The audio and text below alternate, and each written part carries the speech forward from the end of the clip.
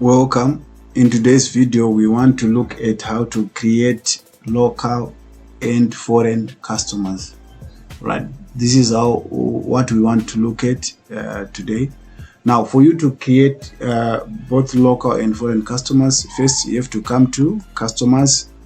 So you have to click on customers, then you click on customer center. When you click on customer center, the system will do what it does. Then it will take you to this window.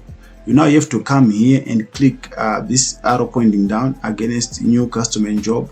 So you click there, then you click on new customer. Right. When you click on new customer, the system will load up this window. Right. So on this window, that's where you are going to create your customer. Right. We are going to first start by creating a local customer.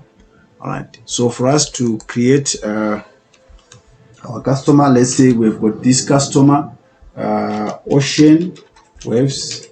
Right. This is a business, private limited. So you have to type your customer details professionally, private limited. So we have put in the customer name, and we can just copy this and put it also on the company name, right? So we have got the customer name, which will also be a company name, because this is a company. Because this is a local customer, we have to select the United States dollar, which is our home currency. This is very important. We have to select the United States dollar as the currency for this customer, because our home currency is the United States dollar, and this customer, we are taking this customer as a local customer. In other words, we're going to be reporting their transactions in the home currency. So we put in the customer name, we put in the company name, then we select the currency in which the transactions for this customer will be reported in. Right. Then we can continue here and put in their main phone details. Right. So we're just putting in the landline number for this business. If there is the work number, we could also do this. Right. These details, if they're not available, it's not an issue. But if they are there, just you have to input them. Like in this case, we are inputting them because the details are available. So you input the phone number, work phone number, then you can also input the mobile number there, so that you can contact them on mobile. Fax, if the fax is there, you could put the fax, but in our case, we're just going to continue and put in the email address. So basically there, you're just putting in the main email address. So we're putting in that email address at oceanwaves.co.zw. This is a Zimbabwean company. If you want to put in the CC email, you could put it in there. Then there you could put in the web address. So it's oceanwaves.co.zw.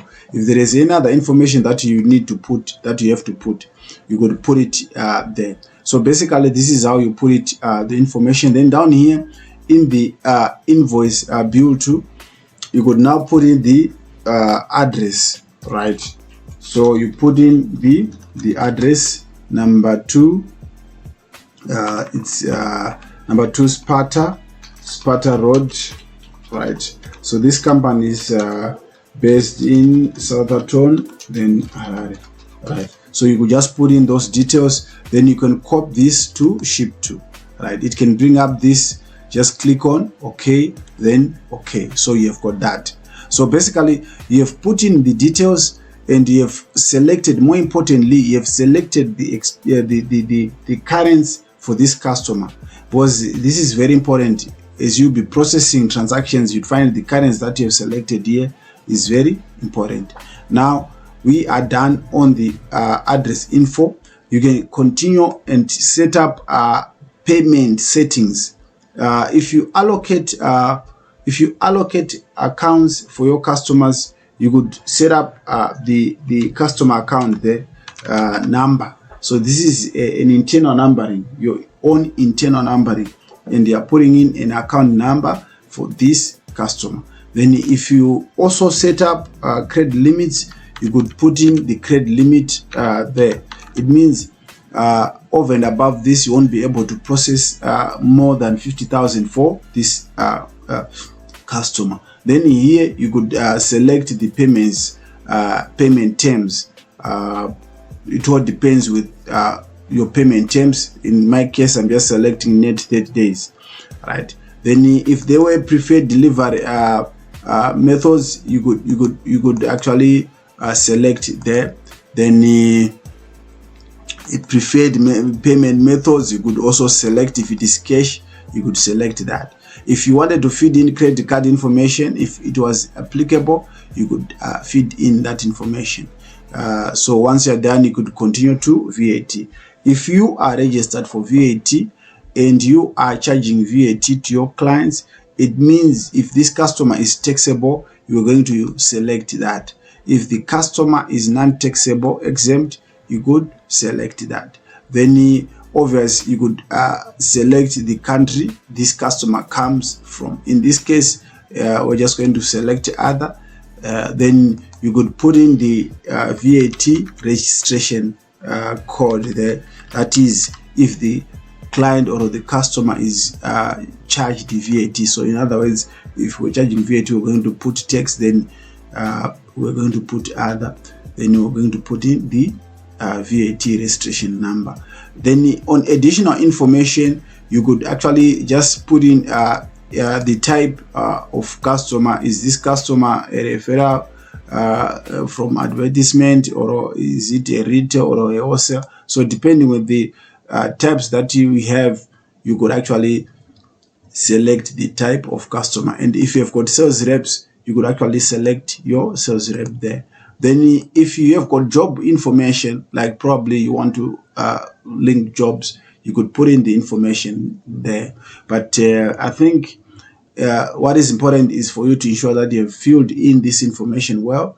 And if there are any settings on VAT and on payments, make sure you have inputted those settings also very well. And more importantly, make sure you have selected the correct currency here for this particular customer, because that will determine, when you process the transactions for this customer, the currency will determine how those transactions come up. Once you are happy with all these details, you just click on OK to create this customer. So we now have got our customer created. As you can see here, this is our customer. Of course, we've got the zero balance, and we'll be now able to process the customer transactions. Now, let's say probably after creating your customer, you discover that you have made a mistake. So if you discover that you've made a mistake and you want to edit, you just come to this pencil, you click on this pencil. You'll be taken back to this window, and you'll be able to edit any information that you want to edit. Then once you are done, you just click on OK. Now again, let's say after creating your customer, you want to attach documents which relate to this particular customer. It could be registration details, company registration details, VAT registration details, and so on. You just come to this icon, click there.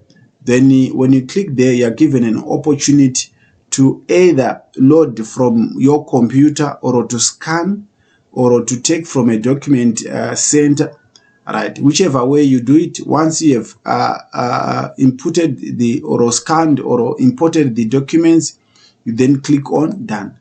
It means those documents are now attached to this customer. You can view it from QuickBooks without running through files. So basically, this is how you create your customer accounts. We have looked at a local customer, right? If we were to create a foreign customer, what matters most is let's just click on edit. What matters is the currency that you select. The sequence is the same, but the currency that you select here, right, is what matters. If a customer is a South African customer, it means the currency will be South African rand. In this case, we've just worked with the United States dollar and the Zimbabwe dollar. But you need to know that when you are creating a customer, what is important or what determines whether that customer is local or foreign is the currency that you select here. Thank you for watching. See you in the next video. Thank you.